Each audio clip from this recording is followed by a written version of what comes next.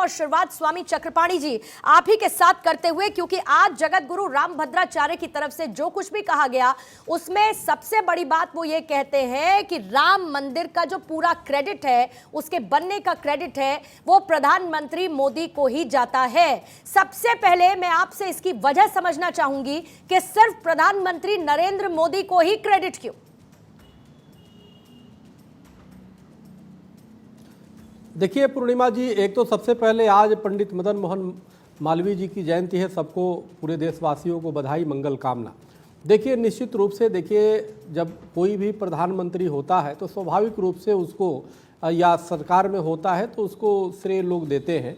लेकिन इसमें कोई दो रानी की 1528 में जिस प्रकार से मीर बाकी ने राम मंदिर को तोड़ा था, उसके बाद सैकड़ों संघर्ष हुए और उसमें अनेक लोगों ने अपनी जान कुर्बानी दी राम मंदिर के लिए। तो तमाम उन संघर्षों में जो आंदोलन से लेकर के, और उसके बाद जो मुख्य बात थी, जो पक्षकारों ने सर्वोच्च न्यायालय में केस लड़ा, यानी नीचे 1949 से केस लड़के और ऊपर तक जो गए हिंदू पक्षकारों ने लड़ा, उन सबका श्रेय है। और देश की सरकार है, चूंकि सरकार के अंडर में चूंकि ट्रस्ट बनाने का जिम्मा है, फिर मंदिर बनाने के लिए ट्रस्ट उन्होंने बनाया, तो काफ़ी कुछ चीज़ें हैं। तो इस दृष्टिकोण से हमें लगता है उन्होंने कहा होगा। लेकिन इसमें एक नहीं, बहुत लोगों का, लाखों लोगों का योगदान है।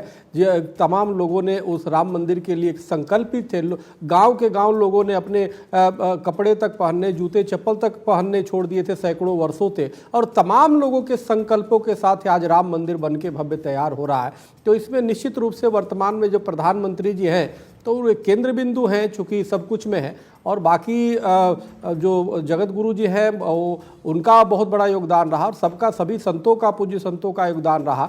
और तमाम देश के, सभी पूरे विश्व के हिंदू सनातन धर्मी इस बात से आहत थे कि इस देश की पहचान भगवान राम से है और राम मंदिर ही टेंट में है। तो कहीं ना कहीं सबके अंदर एक संकल्प था कि राम मंदिर जल्द से जल्द बने, तो सबका उसमें जाता है। प्रधानमंत्री चूंकि प्रतिनिधित्व करते हैं सबका, और इसलिए इस परिप्रेक्ष्य में उन्होंने बोला होगा। लेकिन इसमें कुर्बानी, इसमें त्याग, इसमें तपस्या सैकड़ों लाखों लोगों का है, समस्त पूरे विश्व के सनातन धर्मियों का है, और ये मैं मानता हूँ। लेकिन कहने वाले स्वामी चक्रपाणी जी ये भी कहते हैं कि आदेश तो सुप्रीम कोर्ट का है, और तभी उसके बाद मंदिर बन पा रहा है। इसमें भले ही नेतृत्व की आप बात करें, लेकिन सुप्रीम कोर्ट का ऑर्डर आया, इसीलिए बस राम मंदिर बन रहा है। निश्चित रूप से पूर्णिमा जी, सुप्रीम कोर्ट का तो है ही है, सर्वोच्च न्यायालय तो आदेश दिया ही है। पिछली बार 2019 में तो प्रधानमंत्री जी ने स्वयं ही कह दिया था कि संसद से नहीं बनेगा कानून। तो सर्वोच्च न्यायालय ने कैसे आदेश दे दिया? ऐसे ही थोड़े दे दिया। उसके लिए पक्षकारों ने एक लंबी लड़ाई लड़ी, चूंकि हम खुद उसमें पक्षकार थे। मेरे अपील नंबर 2636 था और 5 पक्षकार थे। पूज्य धर्मदास जी थे, रमालय ट्रस्ट था, निर्मोही अखाड़े था, रमेश चंद्र त्रिपाठी जी थे जो अब नहीं है। तो कई लोगों ने, हिंदू पक्षकारों ने लड़ाई लड़ी। एक नीचे से 1949 में हिंदू महासभा ने केस की शुरुआत की थी, और जाकर के निर्णय आया एक लंबी लड़ाई के बाद। तो सर्वोच्च न्यायालय ने जो निर्णय दिया, निश्चित रूप से आज उससे बन रहा है। लेकिन चूंकि क्या हो, 3 है, कार्यपालिका, न्यायपालिका, व्यवस्थापिका। न्यायपालिका ने तो आदेश दिया, लेकिन जो कार्यपालिका है, कार्य तो उसी को करना है ना, ट्रस्ट तो उसी को बनाना है ना, व्यवस्थापिका ही तो व्यवस्था करेगा ना, और जनता के सहयोग से बन रहा है। तो इसमें अभी वर्तमान में चूंकि प्रधानमंत्री जी है, उनको प्राण प्रतिष्ठा भी करने जा रहे हैं। इस परिप्रेक्ष्य में उन्होंने बोला है, जबकि इसमें सबका सहयोग है, सबका योगदान है, सर्वोच्च न्यायालय का सहयोग है इसमें। राहुल लाल जी, आप काउंटर करना चाह रहे हैं, लेकिन मैं कुछ सेकंड्स लेके आपके पास आऊंगी। और उससे पहले महंत नवल किशोर दास जी, मेरा यही सवाल आपसे भी है। जगत गुरु रामभद्राचार्य प्रधानमंत्री मोदी को क्रेडिट देते हैं, क्या इसमें कांग्रेस को क्रेडिट देने का कोई स्कोप है? जो 22 तारीख की नजदीक तारीख हमारे सामने खड़ी है, जब रामलला की प्राण प्रतिष्ठा होगी, क्या इसमें कांग्रेस का योगदान आप देखते हैं किसी भी तरीके का, या आप भी यही कहेंगे कि कांग्रेस ने तो प्रभु श्री राम के अस्तित्व पर ही सवाल खड़े कर दिए, और आज वो राम नाम आखिर क्यों जप रही है? हाँ, निसंदेह बहन जी, देखिए वैसे तो हमारे यहाँ क्या, मुखिया मुखसो चाहिए, खान पान को एक, पाले पोसे सकलंग तुलसी सहित विवेक।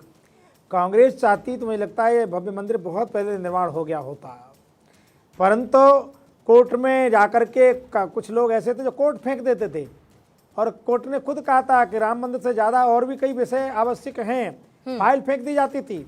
मैं बिल्कुल सहदे से कहना चाहता हूं, आदरणीय प्रधानमंत्री जी को श्रेय होना ही चाहिए। देश का पहला प्रधानमंत्री ऐसा है जो केदार में जाकर के ध्यान में बैठते हैं। देश का पहला प्रधानमंत्री ऐसा है जो भगवान श्री राम को साष्टांग दंडवत करते हैं।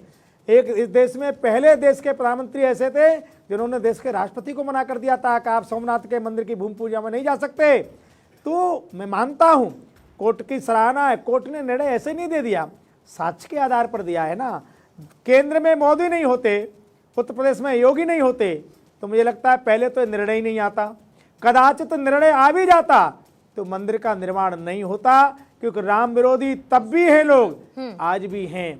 आज भले ही परिस्थिति बस काल नेमी की तरह राम राम कर रहे हों, परंतु राम भक्त नहीं कहे जा सकते। परंतु मैं कह सकता हूं कि आदरणीय मोदी जी की पूरी भूमिका है, बिना सत्ता के सहयोग के बिना भव्य राम मंदिर का निर्माण नहीं हो सकता था, यह मैं मानता हूं। हाँ, जैसा आदरणीय चक्रपाणी जी महाराज ने कहा, प्रत्येक कार्यसेवक का हमारे यहाँ करीब 72 युद्ध लड़े गए, 2.5 से 3 लाख लोग शहीद हुए। जब मंदिर टूटा था 528 से लेकर के आज तक निरंतर हिंदू समाज संघर्षशील रहा। तो कभी हिंदू बैठा नहीं, कभी कभी घर नहीं बैठा, निरंतर लड़ते रहे। तो प्रत्येक व्यक्ति की भूमिका है, प्रत्येक व्यक्ति आदरणीय है, निसंदेह प्रत्येक कार्यकर्ता नींव की पत्थर है। परंतु मोदी जी का श्रेय और योगी जी का श्रेय निरंतर है। ऐसे राम भक्त नहीं होते तो मुझे नहीं लगता है कि मंदिर बन पाता। आदरणीय जगत गुरु जी ने जो कुछ कहा है अक्षर से सही कहा है, मैं पूर्ण रूप से सहमत हूँ। ठीक है राहुल लाल जी, आप काफी देर से काउंटर करना चाह रहे हैं, अपना काउंटर करिएगा, लेकिन साथ ही सवाल ये भी ले लीजिए और जरा क्लियर कर दीजिए, क्योंकि कांग्रेस तो भड़क जा रही है, ये सवाल पूछने पर नाराजगी जाहिर कर देती है, लेकिन अब तो निमंत्रण भी मिल चुका है और ऐसे कई नेताओं के बयान भी आ चुके हैं कि भाई न्योता नहीं भी मिलता तो हम जाते, इस काम में कौन शामिल नहीं होगा। रामलला की प्राण प्रतिष्ठा का ये कार्यक्रम है, जरा बता दीजिए कि जा रहे हैं अधीर रंजन चौधरी, सोनिया गांधी, मल्लिकार्जुन खड़गे इस प्राण प्रतिष्ठा कार्यक्रम में या नहीं जा रहे हैं? क्लियर नहीं कर पा रहे सर वो। पूर्णिमा जी देखिए, सबसे पहले तो आपके सवाल का जवाब तो मैं दूंगा ही, लेकिन यहाँ पे कई चीजें ऐसी कही गई। मैं देखिए कुछ चीजों से तो जो पूर्व के वक्ताओं ने कहा कुछ से सहमत हूं, लेकिन ये चीज कहना कि सुप्रीम कोर्ट निर्णय देता और अगर यूपी में योगी जी नहीं होते और मोदी जी नहीं होते तो मंदिर का निर्माण नहीं होता, क्या सुप्रीम कोर्ट के आदेश का पालन नहीं होता, ये कोई कहना चाह रहा है? सत्य है। देखिए माननीय सुप्रीम कोर्ट का आदेश बिल्कुल सिरोधार्य होता है। 5 सदस्यीय खंडपीठ का महंत जी कह रहे हैं सत्य कहा उन्होंने, महंत जी कह रहे हैं सत्य कहा उन्होंने, जो कुछ भी कहा राहुल लाल जी। पूर्णिमा जी 2-3 चीजें बिल्कुल क्लियर। जो पक्षकार थे उनको पूरा श्रेय जाता, पक्षकारों ने लड़ाई लड़ी, लेकिन मोदी जी का श्रेय मुझे तो नजर नहीं। अगर मोदी जी का श्रेय मैं तब मानता जब ये सरकार कोर्ट से अतिरिक्त कोई प्रयास करती, कोर्ट से अतिरिक्त ये कोई अध्यादेश लेके आती, कोई कानून बनाकर राम मंदिर का निर्माण करा देती। उन्होंने कोर्ट ने फैसला दिया, कोर्ट का फैसला को मानना किसी भी सरकार की बिल्कुल जिम्मेदारी होती है। और पूर्णिमा जी एक चीज मैं बिल्कुल गंभीरता के साथ कहूंगा कि 1993 में कांग्रेस सरकार जिसमें नरसिम्हा राव थे वो अध्यादेश लेकर आए थे, और उस समय अध्यादेश का सबसे ज्यादा विरोध किसने किया था? भारतीय जनता पार्टी ने। तो राम मंदिर का निर्माण तो उसी जमाने में हो जाना था, लेकिन तब भाजपा को लगा था कि ये मामला ही खत्म हो जाएगा। तो वो इतिहास के पृष्ठभूमि को हम लोग कैसे भूल सकते हैं?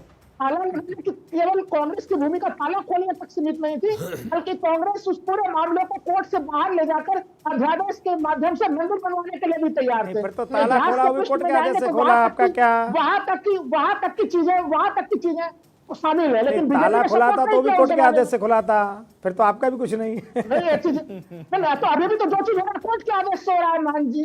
और आप ये कह दीजिए कि अभी तक मान लीजिए कोई और सत्ता भी होती तो कोर्ट आदेश देता तो होता नहीं। देखिए निसंदेह मैं तो फिर कह रहा हूँ कि राम भक्त आदरणीय मोदी जी की बहुत बड़ी भूमिका है, आदरणीय योगी जी की बहुत बड़ी भूमिका है। आप ये कह दीजिए कि मोदी जी ने सुप्रीम कोर्ट के ऊपर दबाव बनाया, आप ये कहना चाहते भैया आपकी सरकार कितने 70 साल रहे, दीपावली अयोध्या में कितने दीप जलाए? बहन जी मैं पूछना चाहता हूँ 70 साल में अयोध्या में कितने दीप जलाए? लेकिन क्या आप मोदी सरकार पूछ रहा हूँ आपसे विनम्रता से कि आप इतने साल रहे, दीप कितने जले अयोध्या जी में? मैं आपको पूछना चाहता हूँ भैया, निवेदन पूछ रहा हूँ, निवेदन कर रहा हूँ कि आपकी सरकार में कितने दीप जले अयोध्या जी में, बता दो जरा एक बार। कौन से आपके देखिए राष्ट्रपति भवन से लेकर के पार्षद तक के घर में इफ्तार पार्टियां तो हुई, पंत नवरात्रों का फलार कहीं नहीं हुआ, संतों का सम्मान कहीं नहीं हुआ, बता दो जरा। 1993 ये तो सब मंदिर निर्माण का प्रयास हुआ, उसको लेकर क्या कहेंगे आप?